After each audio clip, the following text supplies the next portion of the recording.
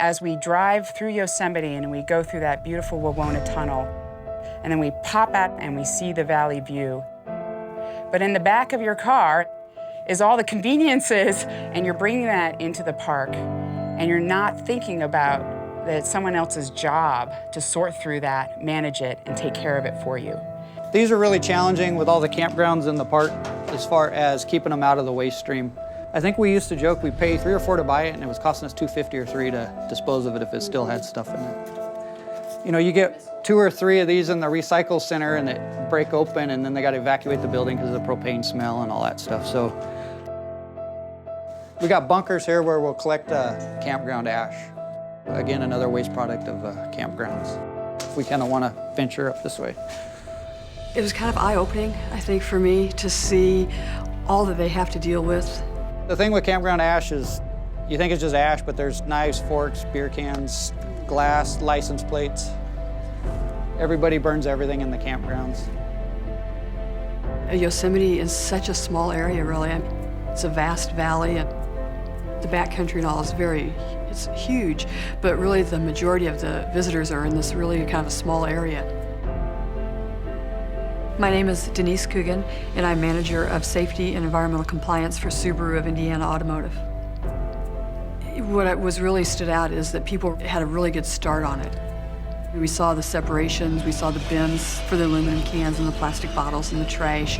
That was one of those things that it was like, wow, they're really doing a really nice job. Subaru is a very controlled atmosphere. You know, we know what's coming in. All that packaging, we know before we even get it, it's going to be something we have a recycling home for. And it is a little different than with the visitors coming into the parks, but they come in with the same things. So it's just dealing with those type of materials.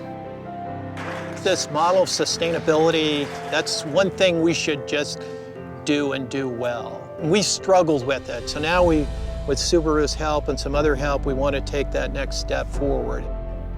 As we went through the Yosemite facilities, I knew there was going to be opportunities there. This was going to be a really good chance to use our model to expand it into the national parks. You have the utilities branch, which is what runs the wastewater treatment plant over here. I'm not so sure they're ready for a tour, but we can look at it from the outside. Part of solid waste duties, there's another filtering system that anything that won't like turn into good mulch material, like we have so it's anything that somebody would flush down the toilet that shouldn't be. We call it grit, and that's part of our duty as well. We haul that to the landfill, and they will use it for cover. So that ends up being does everything go back 20 to tons a year or so. Wow, really? Yeah. The landfill, originally the intention was to be a compost facility. Unfortunately, it's not quite working as so it was intended, and we just have too much plastics in our trash. You'll see some of their compost if they have it out back, and it's composted with a lot of bottle caps and plastic and saran wrap and aluminum foil. And we struggle with trying to get some of these things separated out.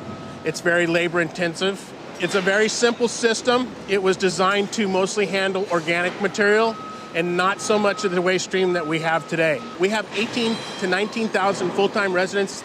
In the summertime, we have over 4 million transient residents. So our waste stream spikes in the summer. Now, if I had nothing but organics, I'll whip out a compost that would be just fine. The facility does exactly what it's supposed to do. It just doesn't like what we're shoving in it because there's way too many plastics. So because all of our waste habits are out of sight, out of mind, and someone else takes care of them, visitors don't have that full understanding that they actually are harming the resource with their habits. And that's what I hope to change through this project.